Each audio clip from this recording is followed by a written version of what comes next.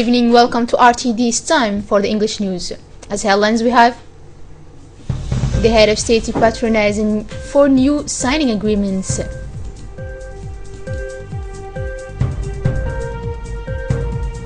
Austria's spent checking warns EU is threatened. Those were the top stories. Welcome to our newsroom. The head of state, His Excellency Ismail Omar Guelleh, has shared today at the Campus Key Palace Hotel a signing ceremony of 4 agreements related to the port between the Republic of Djibouti and Chinese investors. Besides, the head of state minister have attended this ceremony, and the Chinese embassy affairs in charge and the Chinese ambassador, the Minister of Communication in charge of Post and Telecommunication, the Finance Minister, the Interior Minister, as well as many senior Djiboutians. The first agreement was initially signed by the Authority of Port and Prisons Chairman Mr. Abubakar Omar Hadi and Mr. Hu Jinhu. The first agreement was about the construction of a new prison on a total areas of 4.8 square kilometers. The first part of this zone will cover an area of 1.5 square kilometers. It will be the most gigantic prison of the African continent.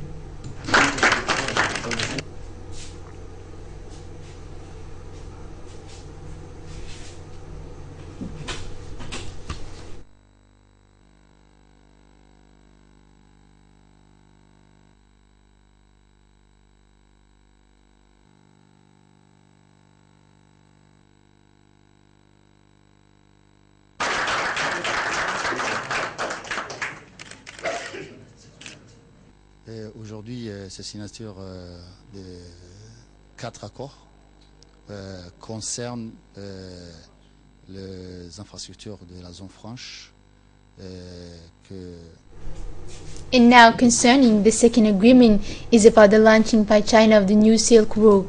Djibouti has been chosen as the African Office of the Silk Road, and a Chinese project with total investment amounts of $48 billion. It should be recalled that the Silk Road refers to a nation network of trade routes between Asia and Europe, connecting the city of Chengken and the current Xinjiang. Today, this new road will connect China to Africa through the Gulf countries. The third agreement includes information on the establishment of a clearinghouse that will enable Djiboutian economic operators to exchange with China with the Djibouti francs directly. And finally, the 4 agreement signed by the Minister of the Economy and Finances, Mr. Lu Feng, focuses on a framework agreement for the development of the strategic cooperation with China to make Djibouti a regional place of banking and finances. This agreement will allow Chinese banks to install to Djibouti in the framework of the project of the Silk Road, and will also help streamline the financial flows between Africa and Asia. Djibouti has been chosen as the recipient country.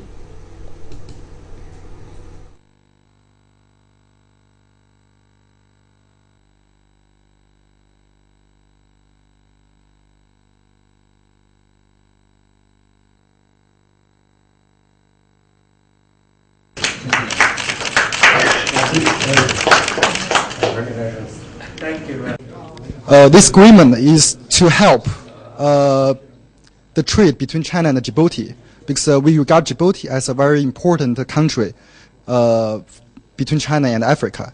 So, do international business, we not only export goods, import goods between these 2 countries, but also we need to complete the payment, the capital flow. So that's why on behalf of IZP Group, which is a big data company and has trade facilitation platforms worldwide, we help the exporter and importer in both countries in their financial payment and settlement. So, and also we want to provide direct currency exchange solution between Djibouti franc and Chinese yuan. Because in the past we have to use US dollar as the intermediary currency. I think it's very costly. In the future, we will support direct clearing and settlement between Djibouti franc and Chinese yuan. this will largely decrease the international trade cost. No, I'm not saying that because I think China is a very important trade partner to Djibouti.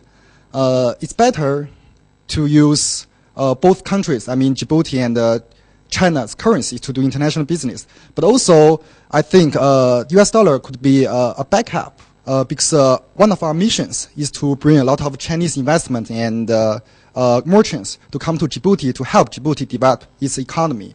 Some of merchants, they are concerned about how to get back their investments after they finish their investments in Djibouti. The head of state had a meeting with the Chinese delegation. The discussions were focused on the bilateral relation between the Republic of Djibouti and China. The Minister of Economic and Finance, Mr. Ilyas Musa Dawale, and several other prominent officials attended the meeting. And after that, the head of state in an interview said, "There are two different things here. The first one is that Djibouti is a key center of monetary and trade exchanges at the African level. This center will be the first of its kind. The government about to bring its construction. The main purpose of this approach is to apply the level of Chinese and Djiboutian currency, knowing up to a date that the various transactions at the global level are performed only in dollars." Thus, the Chinese government has the ambition and desire to put together the values of the yuan, the Chinese currency, making sure that trade will be carried out from this center. This will generate large profit and an international renewal for us and our partners. The head of state has continued and said that 48 square kilometers will be occupied by liberal companies. This, the president said, it should be done in a near future, and he continued emphasizing that we have asked the Chinese government to do it faster and put on this spot at least a first commercial space on 1 square kilometer, and which will be complete this year, probably, according to the president. The construction goes on creating and generating between 15,000 and 10,000 jobs, and this very quickly because Chinese companies will be on hand. The product will be manufactured locally and exported from that center and home. The agreement signed by the Djiboutian authorities and the Chinese come to strengthen further the already fruitful cooperation of transport to the port infrastructure in passing by the social projects of China-Djibouti cooperation. Let's follow for more details in this reportage produced by Abdulrazak Al-Dirani. Ports, airports, railways or industrial zones. These are not less than 14 projects of colossal infrastructures that China funded in the Republic of Djibouti. Some will soon be inaugurated, others are already in service. In a few years, China is therefore become a strategic partner of the Republic of Djibouti, which has long been regarded as a simple military position advanced to the major powers. It is the President Ismail Omar Guelleh who, as soon as he arrived at the head of the Supreme Judiciary of the country, decided to grow the relations of cooperation with the friend countries, in particular with China. Closely related on the policy plan, the two countries are beginning to maintain exchanges of high-level frequent visits. The first official visit in Djibouti of the Chinese head of the diplomacy at the beginning of January 2014 speaks of the outstanding relations of cooperation between the two countries. In fact, this visit, which coincided with the celebration of 35 years of China-Djibouti friendship relations, has been the opportunity to sign a large number of bilateral cooperation agreements in several areas, such as the economy, health, education, infrastructure, tourism, and the like. The visit of the head of the Chinese diplomacy therefore paves the way to a partnership that will stop at nothing. The first economic power in the world is going to finance and build a new railway that will link Djibouti to Addis Ababa. Conducted in a time records, the new train Djibouti-Addis Ababa will be inaugurated in the upcoming weeks. the infrastructure funded by the People's Republic of China does not stop there. Several specialized ports to new airports, the project for the supply of drinking water from Ethiopia, China supports Djibouti on all fronts. In addition to the economic component of the booster relations today, by the signing of 4 new agreements, the two countries are ambitious in particular to go beyond.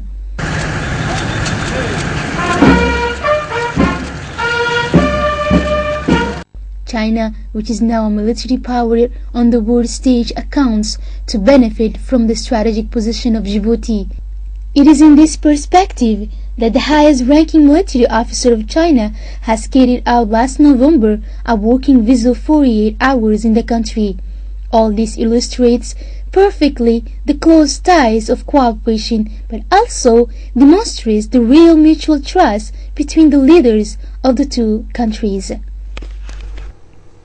The Prime Minister Abdul Qadir Kamil Mohammed received yesterday morning Mr. Javier Sotomayor Sanabria, a former world champion Olympic medalist and holder of the 1992 world record, who was invited by the State Secretary for Youth and Sport, Mr. Badul Hassan Badul. Among those who present in this encounter was the Secretary of State for Youth and Sport and the Cuban Ambassador in Djibouti, the State Secretary for Youth and Sport General Mr. Wahib Hamadou. The Prime Minister thanked him for accepting the invitation and stressed that his visit will allow the Djiboutian to benefit from his experiences.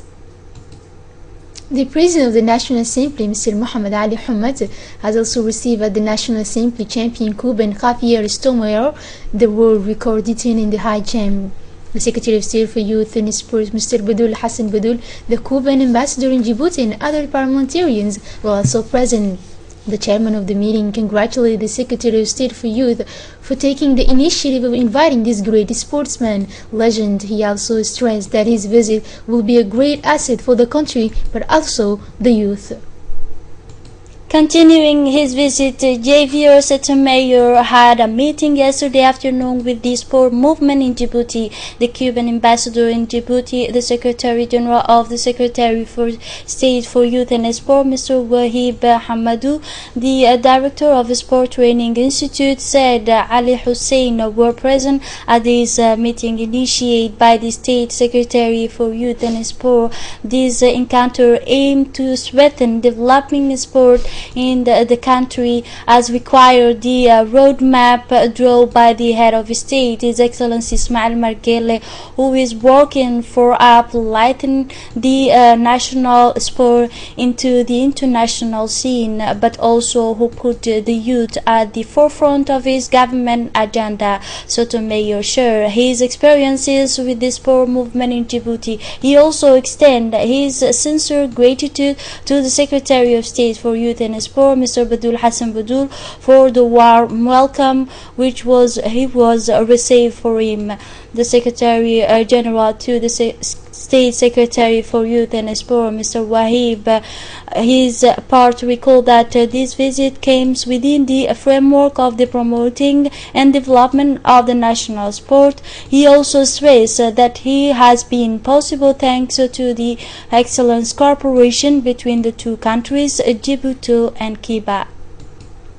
Under the auspices of the President of the National Assembly, Mr. Mohamed Ali Hamad, was held today in the premises of the National Assembly an important information workshop of parliamentarians on the contribution of Djibouti to the COP21, which was held from November 30 to December 12, 2015 in Paris, as well as on the Paris Agreement on the Climate signed at the end of this conference. Note also the presence of the Minister of Housing and the Environment, Mr. Mohamed Musa Ibrahim Balala, at the workshop, as well as of many senior executives of its ministerial department. Indeed, the purpose of this workshop was to enable parliamentarians to have more information on the climate change in order to, in turn, for them to raise awareness to the population on the ways and means to contribute to the limitation of climate warming and to the preservation of the environment, and this in the cooperation with the official of the Department of Housing and Environment. At this workshop, the President of the National Assembly, Mr. Muhammad Ali Hamad, has specified that this workshop is part of the policy of strengthening the capacity of parliamentarians, and that they have boosted, which is to increase even more their knowledge on all social issues. He then added that we all know that our country was part of the countries which had transmitted in first their national contribution. The fact that the environmental issue is a major concern of the government. The environmental policy is a national priority, occupying a place of choice in the public policies implemented by the government under the high offices of and the leadership of the President of the Republic, His Excellency Ismail Margeli.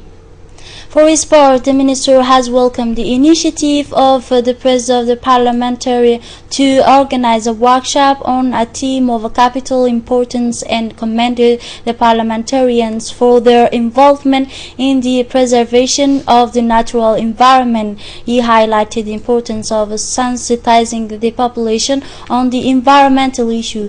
After the intervention of the various responsible, the member have followed a detailed briefing of this workshop to know the contribution of Djibouti to the COP21 and the Paris Agreement on this climate. Several themes were addressed during the course of this workshop. Let's recall that the Paris Agreement on the climate will be ratified at the headquarters of the United Nations on April 22, 2016.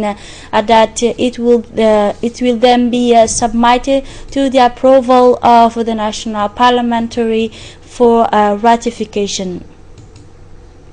Still in the national news, the Minister of Finance and Economy in charge of the industry, Mr. Ilyas Moussadouali, and Jean-Philippe Nadal, the French export representative with the Ambassador of France in Djibouti, Christophe Glou, signed an agreement at the Ministry of Economy and Finances Department today. This agreement for support in setting up the legal and institutional framework for public-private partnership is part of the government program on improving the business environment and encouraging private sector participating in the development of infrastructure.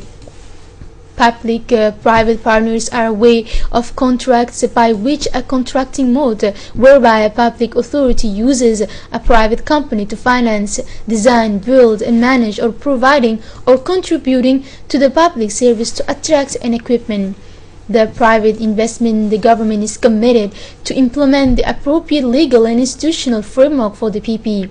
The Minister of Finance, Mr. Ilyas Moussadouali, and the Director of the French Development Agency, the French Ambassador, proceeded to the signing of the Financing Agreement Fund for Studies and Strengthening Capacities. The grant provided by the Fund for Studies and Capacities Building in the amount of 300,000 euros is essentially intended to finance support for the establishment of the legal institutional framework for the public-private partnership in the Republic of Djibouti. In an interview with the Finance Minister, Mr. Ilyas Moussadouali has explained the processes of a cooperation between the Republic of Djibouti and France. As you know, he said, Djibouti share a lot of history and interest forever, he has indicated, and today we are in the processes of development of cooperation between the two countries. The process is based on the highlight strategy, issues, and importance to the Republic of Djibouti as a direct and foreign investment. However, this investment needs institutional condition legal to be generated. A delegation led by the Minister of Communication in charge of Posts and Telecommunications, Mr. Ali Hassan Bahdon, visited yesterday Adailu, along with various officials of Djibouti Telecom, Tijara Prefect Mr. Abdul Malik Mohammed Boneta, and Tijara Regional Council President Mr. Hassan Hussein. The purpose was for a controlled visit related to the mobile network. At their arrival, the delegation was warmly welcomed by the Adailu elders in the Feitu. Then they have had a conversation with the elders. The elders of the region thanked the Minister of Communication, who was the initiator of this prominent project, and they thanked and encouraged the minister for this initiative because the population of the region is using it now. Another project, which is the installation of the internet with solar plant access, will be launched soon, which the elders felt to express their gratitude toward the minister, Mr. Ali Hassan Bahdon. On his side, the minister thanked Adelu elders and for their warm welcome, and he promised that the whole Waima region will have access to the mobile network and internet. Finally, the delegation visited the solar plant site, including the minister made a briefing with the Korean team. Subsequently, the delegation visited the mobile network site. Indeed, a delegation of the International Labour Office will stay in Djibouti from 18 January 2016. This delegation, including two experts, Mr. Amona Nidiaye, a senior legal official, and Mr. Franco Amato, responsible for issues of international labour standards. The visit follows a request made by the Ministry of Labour responsible for reform of administration for a technical assistance in the field of international labor standards. These two experts will conduct a training workshop for 4 days in INAP to enhance the skills of managers in the management of labor and inspection service in the area of international standards. This expertise will contribute to the fulfillment of the obligation to submit to the National Assembly the instrument adopted by the International Labour Conference in the session held from 1980 to 2012. This initiative will help to boost working relation and cooperation between the Republic of Djibouti and the BIT. Two expertise took part in this training. Ethiopia is among the 5 the most dynamic economies in the world. After a decade of continuous expansion, the country has displayed in 2013-2014 for the 11th consecutive year a strong growth, estimated at 10.3%. The data, as well as other sources, indicate that in the past 12 or 13 years, Ethiopia has experienced an enormous growth in terms of economic growth in general. And even more, the reduction of poverty also demonstrates the progress made in many aspects of the Millennium Development Goal. A magazine of the editorial signed by Asma Wakar. Ethiopia is among the 5 most dynamic economies in the world. After a decade of continuous expansion, the country posted in 2013 and 2014 for the 11th consecutive year of strong growth, estimated at 10%. Data and other sources indicate that over the last 12 and 13 years, Ethiopia has seen a huge growth in terms of economic growth in general, but even more, reducing poverty also demonstrate progress realized in many aspects of the Millennium Development Goal. Ethiopia, yet here, is a country that today is experiencing absolutely amazing economic growth. The tracks and brand new buildings go up in Ethiopia capital. For a decade, the Ethiopian economy is one of the most dynamic in the world. It could eventually exceed that of Kenya. Just walking in Addis Ababa, the building mushrooming the capital acquires even a sky ring. The construction of this building that line along the main roads of the Ethiopian capital reflect the rapid growth of the Ethiopian economy. With a rate of 8 to a 10% growth rate, the country has made considerable progress to become one of the economies that grew the fastest in the world. It is fast becoming the locomotive of economic of the countries of East Africa. The country is in full mutation. All started with the accession to power of the late Ethiopian Prime Minister Mr. Meles Zenawi, who was able to adapt guidelines that have produced the desired results. The path to the progress outlined by Fire Meles Zenawi is also pursued by the current Prime Minister Haile Mariam Desalegn. With this policy, the country has experienced unprecedented economic takeoff. Such progress result for the choice of multiple strategic direction in different sectors, including agriculture and the improvement of service delivery. Thus, importance of reforms are ongoing to strengthen the service of agricultural production, which remains the essential foundation of the Ethiopian economy. The country announced this pace of development for over a decade. The development of Ethiopia is unanimously recognized as one of the great successes of African continent. In terms of energy, Ethiopia has intensified thanks to a huge dam. Its essential power generation development in progress also report strengthening tourist sites in the country, which in 2015 housed the largest number of tourists in the world. Due to this development, Ethiopia has attracted many foreign investors at whose heyday in China. The latter finance the largest infrastructure project underway or complete achievements. Chinese companies have also regulated their production plant in Ethiopia with one hand because of qualified and cheap labor. In recent years, the Ethiopian government makes every effort to bring foreign industries in the Ministry of Economic. It perfectly fulfills this political choice. It will only bring benefit to the people at work. The Ethiopian government wants to eradicate poverty and create jobs. Ethiopia welcomes thousands of companies with Chinese investors, Turkish of any nationality. The country wants maximum profits.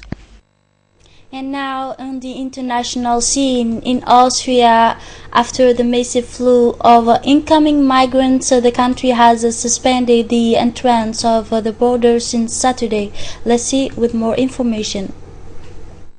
Austria has introduced borders control in a temporary suspension of the Free Movement Schengen Agreement, as its Chancellor warned that the whole EU could be in question. Werner Faymann said on Sunday that anyone who arrives at our borders is subject to control under new regulation which came into force Saturday.